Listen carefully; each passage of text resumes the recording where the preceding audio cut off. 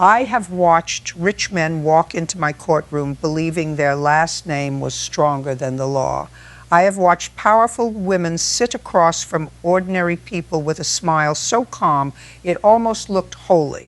I have watched people lie with documents, lie with lawyers, lie with tears, and lie with perfect manners. But I was not prepared for the morning. A billionaire's wife placed one hand on a sealed envelope, looked across my courtroom at a 74-year-old housekeeper, and smiled like the verdict had already been written. Her name was Caroline Prescott. She had money most people only read about: private homes, private drivers, private schools, private doctors, private everything. And sitting across from her was a woman named Ruth Miller, who had spent 31 years cleaning the Prescott family estate and still arrived in my courtroom wearing the same black shoes she used for work. Ruth was not impressive at first glance. She was small, quiet. Her gray hair was pinned back with two simple clips. Her hands were folded in her lap, but not peacefully, tightly, like she was holding herself together by force. She had no attorney, no assistant, no family beside her, just one old cloth handbag and a brown paper envelope pressed against her chest. Caroline noticed that envelope. I saw it. She looked at it once, then looked away too quickly. That was the first moment I felt something shift, because people who are innocent do not usually fear paper held by a housekeeper. Before we go any further, make sure you have subscribed to this channel for more powerful courtroom stories like this one.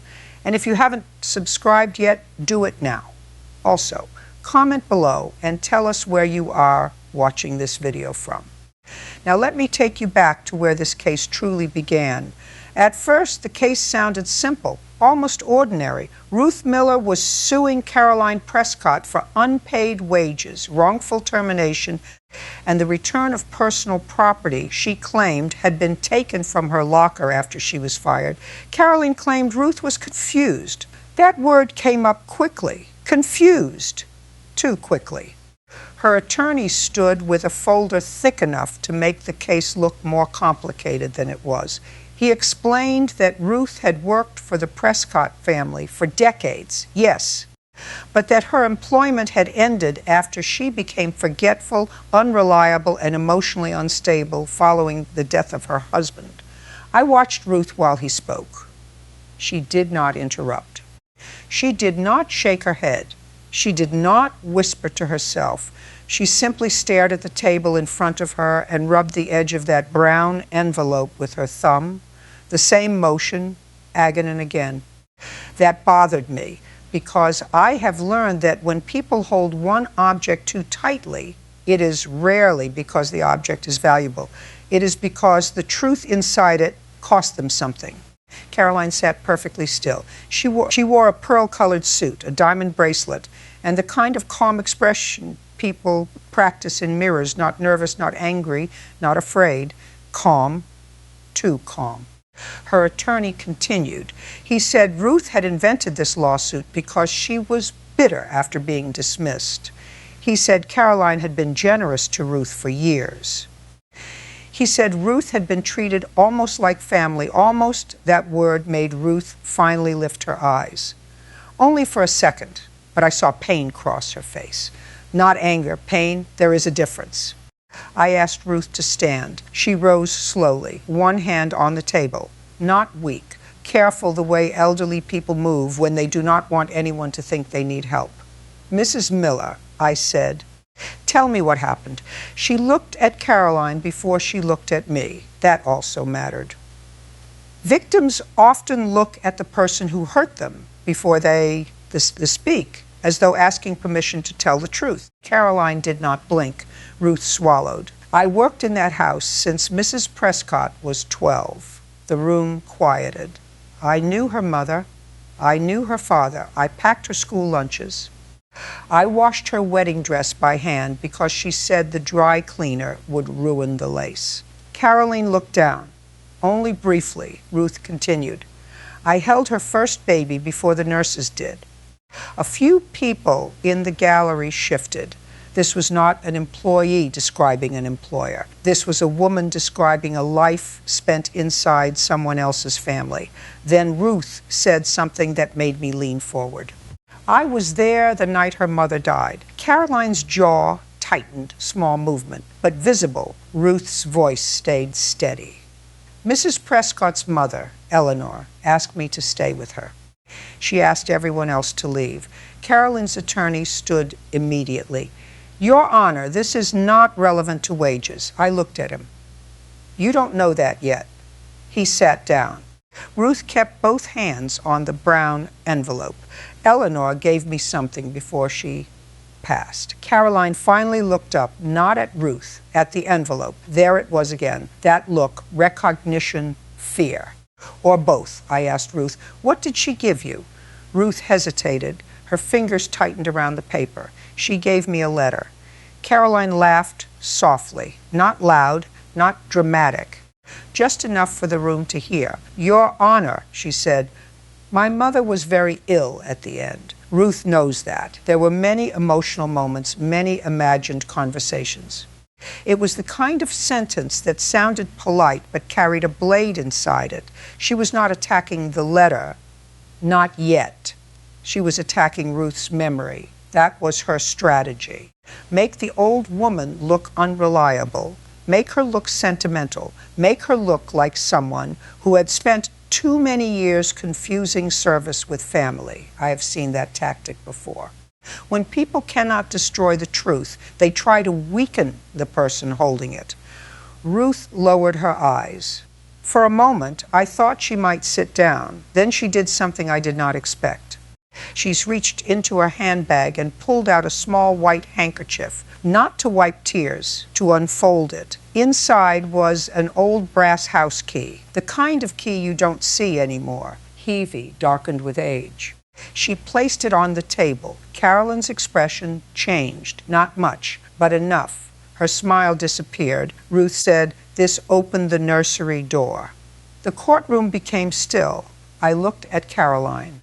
Her attorney leaned toward her quickly and whispered. She whispered back. I could not hear the words, but I saw her hand move toward the sealed envelope sitting beside her attorney's folder.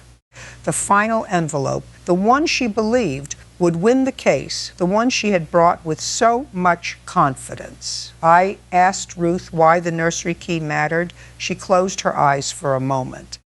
Because that was where Eleanor kept the truth. Not money, not jewelry, the truth. Caroline's attorney objected again. This time his voice was sharper. I overruled him. Ruth continued. After Eleanor died, Mrs. Prescott told me never to speak about that night. Caroline sat up straighter. That is a lie. Her voice was still controlled, but something underneath it had changed. Ruth looked at her. For the first time that morning, she looked directly at her. You told me if I ever repeated what your mother said, nobody would believe an old maid with no children and no family. The courtroom inhaled all at once. Caroline's face hardened. That never happened. Ruth nodded slowly, as if she had expected that answer. Then she whispered, "That is why I wrote it down. I have heard thousands of statements in court. That one made the room feel smaller." Ruth opened the brown envelope. Her hands shook, not from fear alone, from the weight of finally doing something she had been warned never to do. Inside was not a stack of papers. It was one sheet, yellowed, folded 4 times, and behind it, a photograph. Ruth placed the photograph on the table first. It showed a little girl in a white dress sitting beside a woman in a hospital bed, Caroline, maybe 8 years old, holding a stuffed rabbit. Beside the bed stood Ruth, much younger, wearing a plain blue uniform. On the back of the photograph, written in fading ink, were 5 words. Ruth stayed when others left. I looked at Caroline. Her face was pale now, not frightened yet, but no longer comfortable. Ruth touched the photograph carefully. Eleanor wrote that. Then she lifted the folded paper. She wrote this too. Caroline's attorney stood again. Your Honor, we have the final estate envelope right here. It proves exactly what Mrs. Prescott has maintained from the beginning. Whatever Ruth believes she has is irrelevant. There it was, the final envelope, the weapon Caroline had carried into court, the one she thought would bury Ruth before the old woman could finish speaking. I looked at Ruth. She was no longer staring at the table. She was staring at Caroline, not with hatred, not with revenge, with a sadness that felt older than the case itself. I asked her one question. Mrs. Miller, why did you wait all these years? She looked down at the brass key, then at the photograph, then at the billionaire's wife sitting across from her.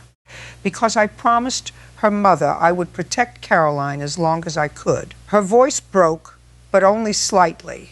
And I did, for 31 years.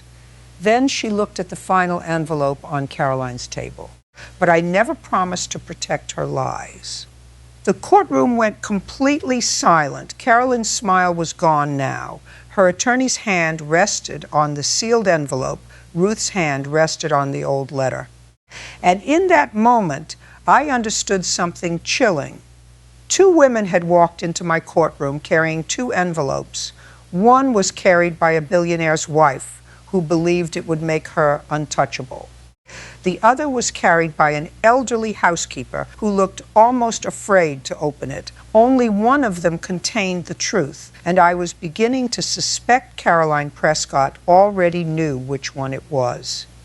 The silence after Ruth Miller's final sentence lasted longer than any objection could have. I never promised to protect her lies. No one moved, not the attorneys, not the gallery, not even Caroline Prescott.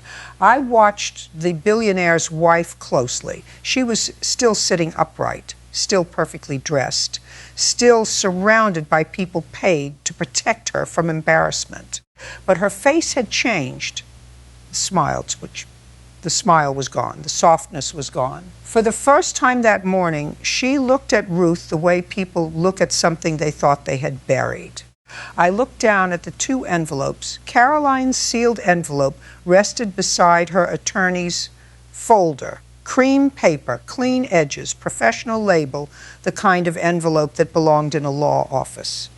Ruth's envelope was old, brown, creased out too many times. The flap had been opened and closed so often that the paper had begun to tear near the corner. One looked powerful, the other looked tired. Experience has taught me not to trust appearances. I turned toward Caroline's attorney. You said your envelope proves your client's position. Yes, Your Honor. What is inside it? A notarized statement from the late Eleanor Prescott's estate attorney confirming that Mrs. Prescott left no personal instruction, letter, gift, or enforceable promise to Ruth Miller. He spoke with confidence. Too much confidence. I asked, when was this statement prepared? Last week. I looked toward Ruth. She was staring at the old brass key, not at the attorney, not at Caroline. The key seemed to hold her in place. Mrs. Miller. I said, did you know they had this statement? She nodded. How? Caroline called me. The courtroom shifted. Caroline's attorney froze. We did not expect that answer. I looked toward Caroline. You called her? Caroline answered, before her lawyer could stop her. I attempted to resolve this privately. Interesting. That sounded reasonable. But reasonable words are sometimes where unreasonable behavior hides. What did you say to her? Caroline looked at Ruth, then back at me. I told her this was embarrassing for everyone. Ruth lifted her eyes. No. The word was quiet, but it cut through the courtroom. Caroline's jaw tightened. Ruth continued. You told me if I came here, you would make sure everyone knew I had been dismissed for stealing. A murmur moved across the gallery. Caroline's attorney stood. Objections. Unsupported accusation. I looked at him. Sit down. He hesitated, then sat. I turned to Ruth. Did she accuse you of stealing before today? Ruth nodded. What did she say you stole? Ruth's hands tightened on the handkerchief. My own coat. The answer sounded so small that for a moment nobody understood it. Your coat! I asked. She nodded. It was a wool coat. Gray. My husband bought it for me on our 25th anniversary. It stayed in my staff locker at the Prescott House. When they fired me, it was gone. I watched Caroline. She looked irritated now, not frightened, irritated. That told me something. People often become irritated when small details threaten to expose large ones. Carolyn spoke. Your Honor, with respect, we are not here about a coat. Ruth looked at her. No. We are here because of what was inside the pocket. The room changed instantly. I leaned forward. What was inside the pocket? Ruth looked down at the brass key, the nursery key. Caroline closed her eyes. Just once. A blink would have been normal. This was not a blink. This was someone absorbing a blow. I asked Ruth, why was the key in your coat? Because Eleanor told me to keep it. Why? Ruth hesitated, then looked toward Caroline. She said Caroline would look for it after she died. Caroline's face hardened. That is absurd. Ruth did not answer. She unfolded the old letter with trembling hands. The courtroom watched as carefully as if she were unfolding a wound. I could see the writing from where I sat, thin, careful, shaky. The handwriting of a woman who knew she was running out of time. Ruth read only one line. My darling Ruth, if Caroline ever tries to take back the key, do not give it to her. Caroline stood so quickly her chair scraped against the floor. That is fake. Her attorney grabbed her arm. She pulled away. That is fake, and I will not sit here while that woman uses my mother's illness to humiliate me. There it was. The calm had cracked. Not broken, cracked. I have learned that guilty people often lose control when the truth touches something personal, not because they feel remorse, because they feel exposed. I looked at Caroline. Sit down. She remained standing. I repeated it. Sit down, Mrs. Prescott. This time she obeyed, slowly, but her eyes stayed locked on Ruth's letter. Ruth did not look triumphant. She looked exhausted. That mattered. People seeking revenge often enjoy the first crack in their opponent. Ruth looked like she wished none of this had ever happened. I asked her to continue. She swallowed. Eleanor asked me to go to the nursery after she died. What nursery? Caroline's attorney answered. The Prescott family kept an old nursery in the East Wing. It had not been used for decades. I looked at him. I asked Mrs. Miller. He lowered his head. Ruth continued. It was Caroline's nursery. She slept there as a baby. Eleanor kept it locked after Caroline's father died. Why? Ruth's voice grew quieter. Because something happened there. Caroline whispered, stop. It was the first time she sounded human, not powerful, not polished, human. But fear and truth are often neighbors. I looked at Ruth. What happened there? Ruth's eyes filled. I don't know all of it. Eleanor never told me everything. But that night before she died, she told me if Caroline ever became cruel enough to destroy the people who loved her, then I was to unlock the nursery and bring out what was inside the blue trunk. The blue trunk. A new object entered the courtroom, and with it, the entire case shifted. I saw Caroline's hand move toward her attorney's envelope, almost instinctively, as though the clean cream envelope could protect her from the old nursery key lying on the table. I asked the obvious question. Mrs. Miller, did you open the nursery? No. She shook her head. No. Why not? I was afraid. Afraid of what? She looked at Caroline. Afraid Eleanor was right. The answer landed heavily. For several seconds, no one spoke. Then Ruth reached back into her brown envelope. She removed a second photograph. This one was different. Not a family portrait, not a hospital photograph. A picture of a room, a child's room, white crib, old curtains, a rocking chair. And in the corner, a blue wooden trunk with brass handles. The courtroom leaned forward. Ruth placed the photograph on the table. Eleanor gave me this too. When? The same night. What did she say? Ruth's voice dropped. She said, "If Caroline brings lawyers, bring the photograph." I looked at Caroline. Her face was no longer pale. It was still, too still. The stillness of a person trying not to move because any movement might reveal panic. Caroline's attorney opened the cream envelope and slid the notarized statement toward me. "Your Honor," this is precisely why we brought this. Eleanor Prescott was not legally competent to issue instructions at that stage of her illness. I read the first line of the statement, then stopped. Something was wrong. Not with what it said, with what it didn't say. The statement declared Eleanor left no enforceable gift, no valid instruction, no separate estate document, but it never mentioned the nursery. It never mentioned the key. It never mentioned the blue trunk. That omission bothered me more than a denial would have. I looked at Caroline's attorney. Who drafted this statement? The estate attorney. Did he know about the nursery key? A pause. No. Did he know about the blue trunk? Another pause. No. Then, this statement proves nothing about either.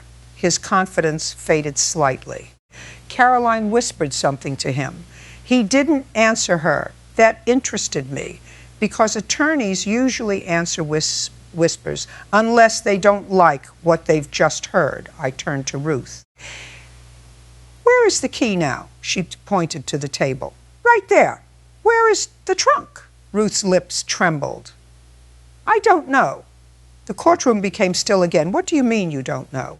When they fired me, the east wing had been locked. 2 weeks later, one of the younger maids called me. Ruth glanced down. She said workers came to the house. "What workers?" She didn't know. They carried something out of the nursery. The air in the courtroom changed. What did they carry out? Ruth looked directly at Caroline, the blue trunk. For the first time that morning, Caroline Prescott looked away, not for a second, not briefly. She looked away and did not look back. That was when I understood something. The envelope on my bench might have been meant to end the case. But Ruth's old brass key had opened a door Caroline Prescott had spent years trying to keep locked, and whatever had been inside that blue trunk was important enough to make a billionaire's wife accuse a 74-year-old housekeeper of stealing her own coat. I have learned something after decades on the bench. People lie about money every day. They lie about contracts. They lie about promises. But very few people invent an entire childhood room. When Ruth Miller mentioned the nursery, Caroline Prescott stopped looking at me. She stopped looking at her attorney. She stared at the courtroom floor, only for a moment, but it was enough, because people who are innocent usually fight accusations. People hiding something often begin fighting memories.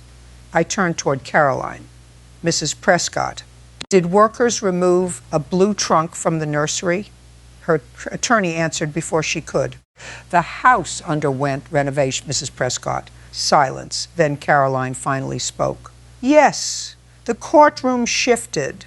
She had admitted it far more easily than I expected. "When?" "About 6 months after my mother's death." "Why?" "It was old. We donated it." A simple answer. Too simple. I looked toward Ruth. She closed her eyes. "No." Caroline turned sharply. "What?" "You didn't donate it. You burned it." The courtroom froze. Caroline laughed, short, controlled, almost practiced. "Your Honor," she's making emotional accusations. I looked back at Ruth. "Why do you believe it was burned?" She slowly reached inside her handbag once again. By now, everyone in the courtroom understood something. Every time Ruth reached into that old handbag, the truth became harder to hide. She removed a small transparent envelope. Inside was gray ash. Nothing more. Ash. The gallery looked confused. "I wasn't." "Explain." Ruth nodded. "The gardener gave this to me." "When?" "The day after the renovation." "What did he say?" "He said, Mrs. Miller, they burned an old wooden chest behind the greenhouse." He thought it might have belonged to me. Caroline's attorney stood. Objection. This is hearsay. It may be, I answered. But I'm becoming interested in why so many unusual things happened immediately after Eleanor Prescott died. He slowly sat down. I looked toward Caroline. Did you burn the trunk? No. Did anyone working for you? I don't know. Interesting. Minutes ago, she remembered donating it. Now, she didn't know what happened to it. Truth rarely changes that quickly. I wrote one word in my notebook. Chain. Ruth continued quietly. I never cared about the trunk. I cared about what Eleanor hid beneath it. The room became silent again. Beneath it? Yes. There was a loose floorboard. Carolyn immediately looked up. There it was, the reaction. Not to the trunk, to the floor. That mattered. I asked Ruth. What was beneath the floorboard? I don't know. You never looked. No. Why not? Eleanor made me promise. What exactly did she say? Ruth answered without hesitation. If Caroline ever becomes the woman I fear she may become, Judge Judy must be the first person to see what is under that floor. Every person in the gallery slowly turned toward me, not toward Caroline, toward me. That sentence had been written years before this lawsuit ever existed. Caroline's attorney stood again. This is absurd. My client cannot defend herself against conversations that supposedly happened on a deathbed years ago. I nodded slightly. Perhaps. But your client has yet to explain why she removed the nursery, removed the trunk, and failed to mention either in the estate documents. He had no answer. Just then, the courtroom doors opened. The bailiff walked quickly toward my bench. Your Honor, I believe you should see this.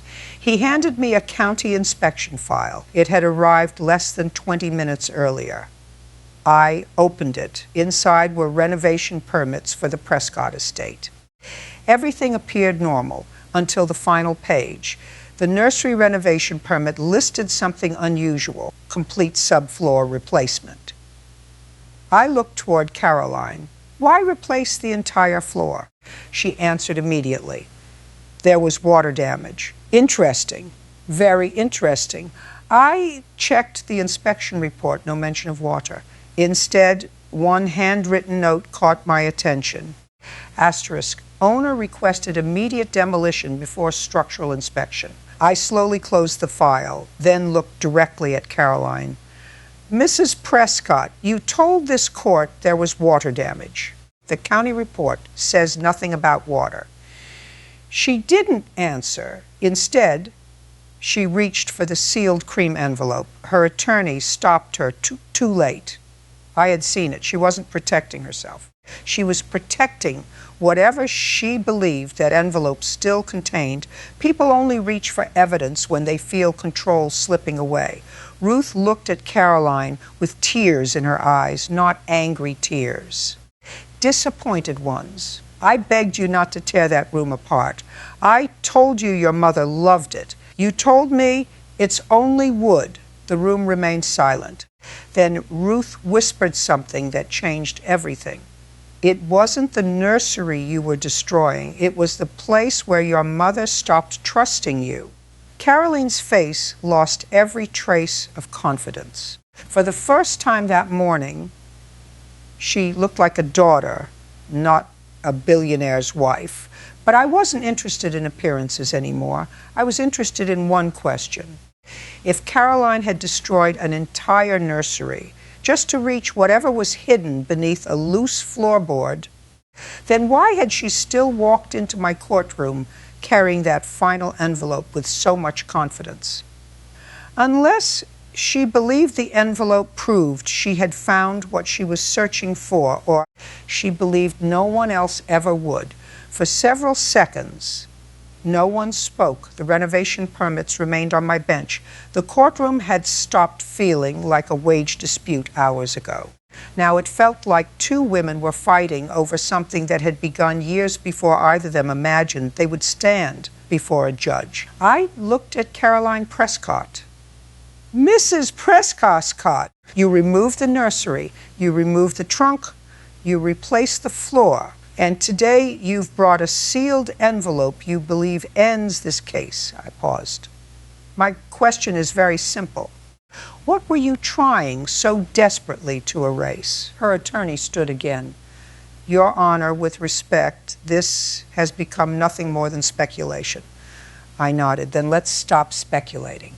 I picked up the cream-colored envelope. This is the document you say resolves everything. Yes. Then let's read it. For the first time that morning, Caroline leaned forward. Before you do, her voice was calm, almost calm. I would like to explain something. Interesting, very interesting. People rarely volunteer explanations while they still believe the evidence favors them. I placed the envelope back on the bench. You may. She folded her hands together. My mother was a wonderful woman. I loved her. I cared for her until the day she died. I never forced Ruth to stay. I never mistreated her. And I certainly never searched for imaginary secrets. She spoke beautifully, every sentence polished, every word measured. When she finished, several people in the gallery nodded. It sounded believable. Then Ruth quietly whispered, "Tell them about the fireplace." Caroline stopped speaking, not dramatically. She simply stopped. I looked toward Ruth. "What fireplace?" Ruth answered without looking away from Caroline. "The one in Eleanor's bedroom. What about it?" "The night before Eleanor died, she burned something." The courtroom became still. "What did she burn?" "I don't know." But Caroline arrived halfway through, and she screamed. Caroline immediately interrupted. "Because my mother was confused." "No," Ruth answered. "She wasn't confused. She was angry." I leaned slightly forward. "Angry about what?" Ruth took a slow breath. "About Caroline opening the nursery." Every eye turned back toward Caroline. Ruth continued. "Eleanor told her there are some doors you cannot reopen without destroying yourself." Silence.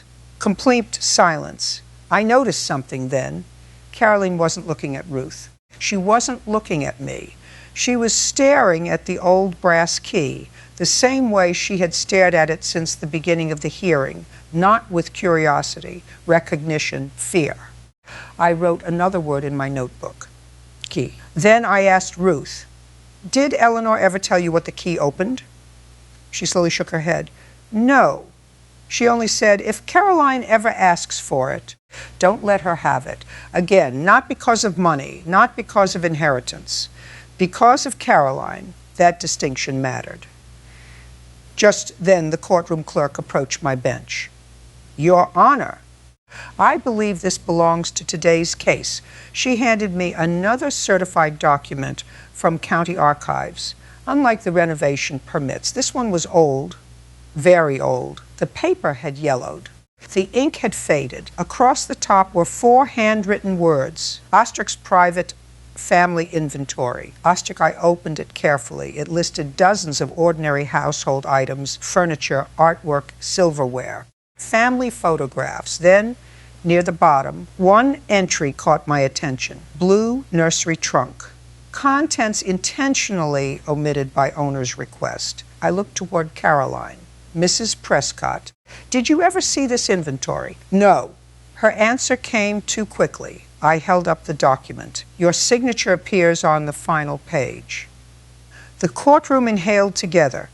Caroline stared at the document, then quietly said, "I don't remember." There it was. Earlier she remembered donating the trunk, then she didn't know what happened to it. Now she didn't remember signing the inventory. Her memory was becoming remarkably selective. Ruth lowered her head. "I remember." Everyone looked toward her. Eleanor signed after Caroline. She looked at me and said something I'll never forget. "What did she say?" Ruth's voice trembled. "Some people inherit wealth. Some inherit character. Unfortunately, Pritchian, they don't always inherit both." No one moved, not even Caroline, because those words had not been written for a courtroom. They had been spoken by a dying mother about her own daughter. Then something happened I did not expect. Caroline reached for the cream-colored envelope herself, not her attorney. Her hands were shaking now barely, but shaking. She looked directly at me. "Your Honor, I would like that envelope opened." I studied her face carefully. Horse earlier, she believed the envelope would guarantee victory. Now, she looked like someone hoping it still might. That difference mattered, because confidence had quietly become desperation. I rested one hand on the envelope, then looked across the courtroom. One elderly housekeeper held nothing except an old brass key and a fading promise. One billionaire's wife was betting everything on a single sealed envelope, and somehow I had the unmistakable feeling that whichever one of them had misunderstood Eleanor Prescott was about to lose far more than this lawsuit. I have opened thousands of envelopes during my years on the bench.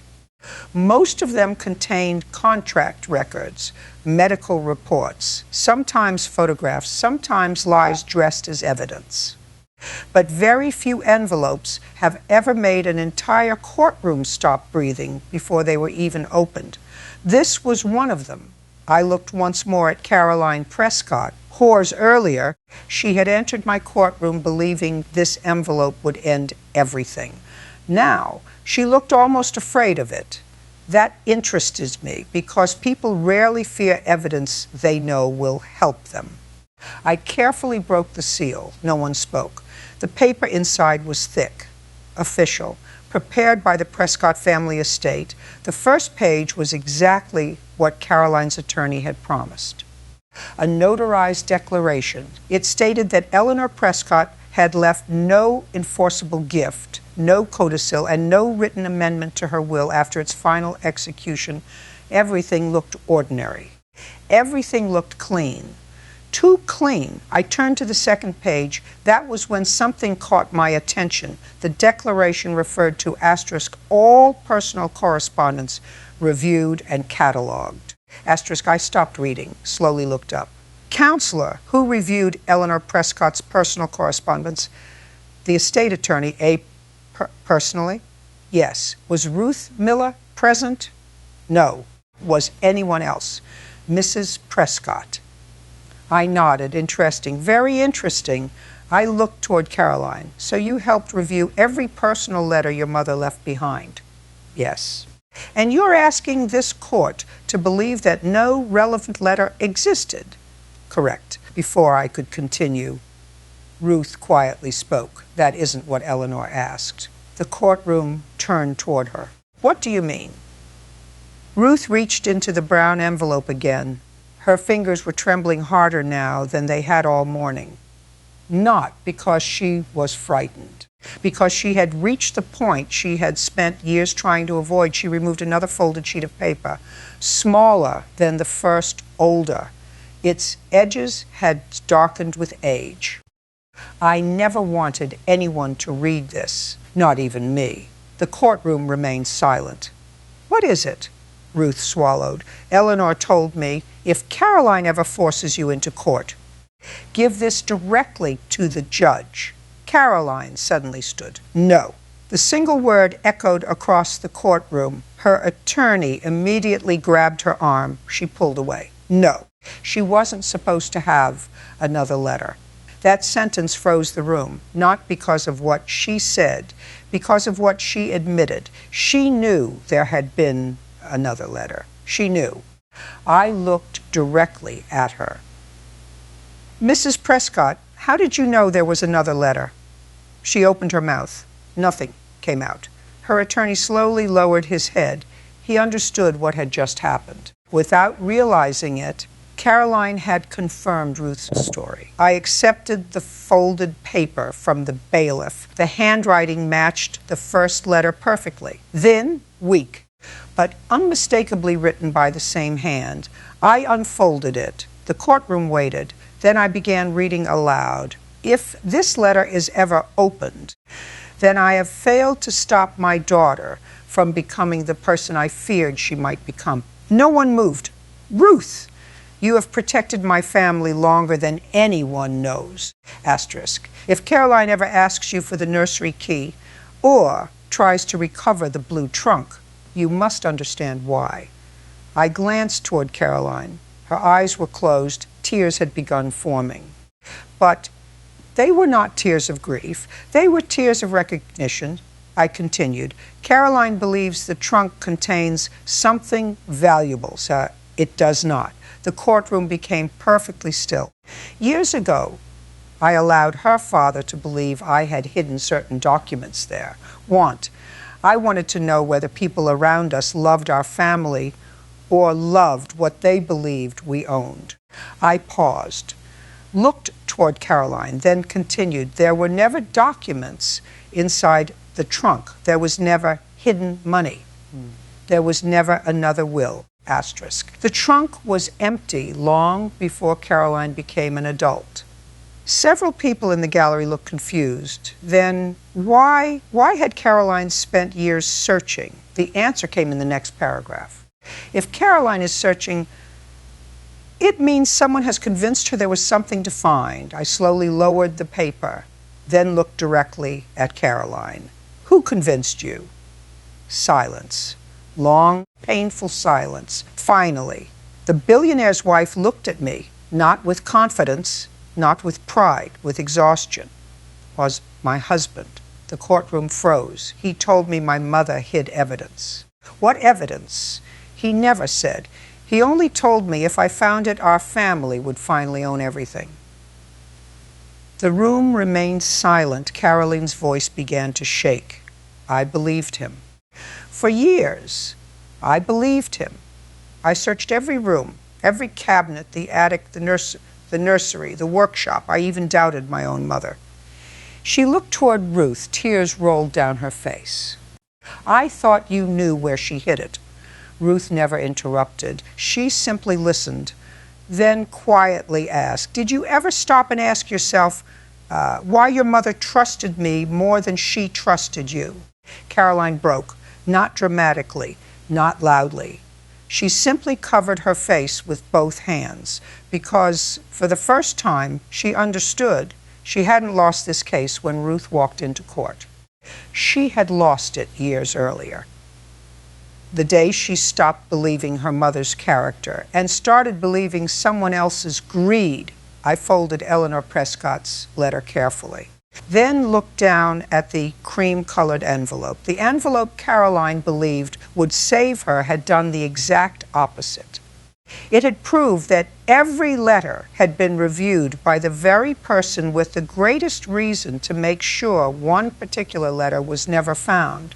And suddenly, the final envelope was no longer the strongest piece of evidence in my courtroom.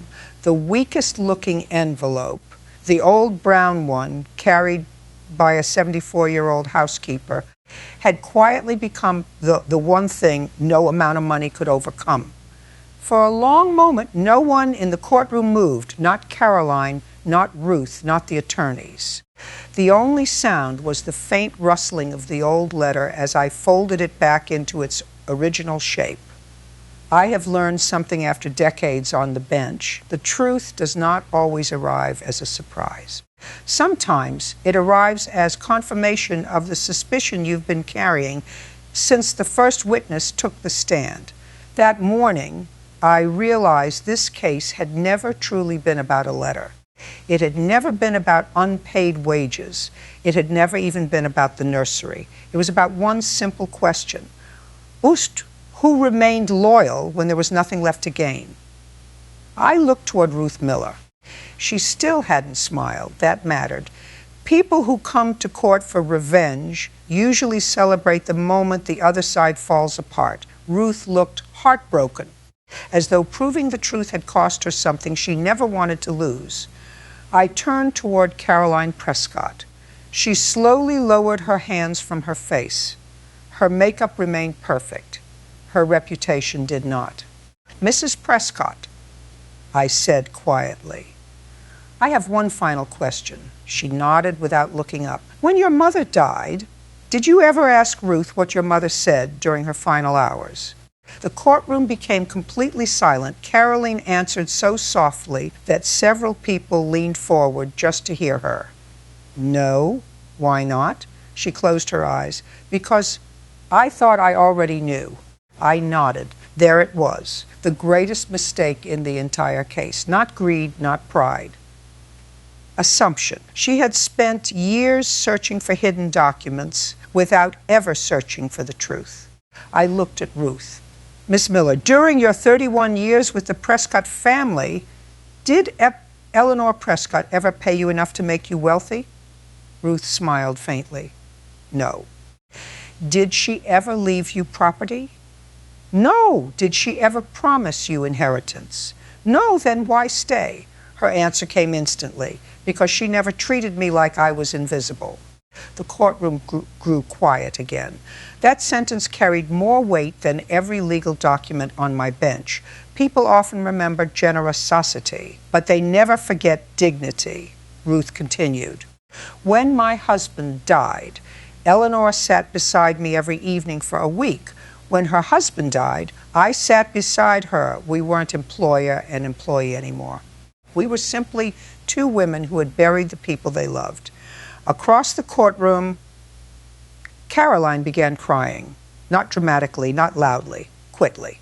The kind of tears that arrive after pride finally leaves the room. She looked toward Ruth. I thought, you were trying to take something from me. Ruth slowly shook her head. No. I was trying to give something back. What? Your mother. Those three words broke whatever remained inside Caroline. She covered her mouth. The courtroom remained silent. Because everyone understood exactly what Ruth meant. The letters, the key, the promises. None of them had been weapons. They were Eleanor's final attempt to reach the daughter she feared she had already lost. I entered judgment. The court finds that Mrs. Miller's dismissal was accompanied by intimidation, retaliation, and the wrongful withholding of her personal property. The court further finds that the credibility of Mrs. Miller has been consistently supported by contemporaneous writings, physical evidence, and the admissions made during today's hearing. I therefore award Mrs. Miller all unpaid wages, compensation for wrongful termination, the immediate return of her personal belongings, attorney equivalent costs as permitted, and additional damages. My gavel struck once. The case was over. But something unexpected happened. Caroline did not leave. Her attorneys quietly packed their files. Her assistants walked toward the exit. She remained seated. Looking at Ruth, finally, she stood, slowly walked across the courtroom. Every deputy watched carefully. No one knew what she intended to do. She stopped in front of Ruth. For several seconds, neither woman spoke. Then Caroline reached into her handbag, not for money, not for paperwork. She removed an old silver brooch shaped like a lily. My mother wore this every Mother's Day. She held it out. I found it in my jewelry box after she died. I always believed she meant to leave it to me. She swallowed hard. I think she meant it for you. Ruth looked at the brooch for a long time, then gently pushed Caroline's hand back. No, it belongs to you. Caroline looked confused. Ruth smiled sadly. So you'll remember her. Silence. Complete silence. Caroline began crying again. This time, there was nothing left to hide behind. As Ruth slowly picked up her old handbag, the brown envelope, the brass nursery key, and the faded photograph, she paused beside the courtroom doors, then turned toward me. Judge, my husband used to tell me something. What was that? She smiled. He said, rich people leave money. Good people leave memories. I spent 31 years wondering whether Eleanor would be remembered for her wealth or for her kindness. She looked once more at Caroline. I think I finally have my answer. Ruth quietly walked out of the courtroom. She carried exactly the same things she had carried when she entered: the brown envelope, the old photograph, the brass key. Nothing more. nothing less. And yet, she left far richer than the billionaire's wife. Not because she won money, because she never lost her character. I watched the courtroom empty. Then I looked one final time at the cream-colored envelope Caroline had trusted so completely. It had been perfectly drafted, perfectly notarized, perfectly legal. Yet it failed against something no lawyer could manufacture. One old promise, one honest witness, one frightened housekeeper who spent 31 years protecting a family. Until protecting that family meant telling the truth about it, people often believe the strongest evidence is the document with the biggest seal. They are wrong. Sometimes the strongest evidence is carried inside a worn brown envelope by the one person everyone else believed was too ordinary to matter. And that morning, a billionaire's wife walked into my courtroom believing the final envelope would save her. Instead, it reminded everyone watching that the truth does not belong to the richest person in the room. It belongs to the one who refuses to sell it.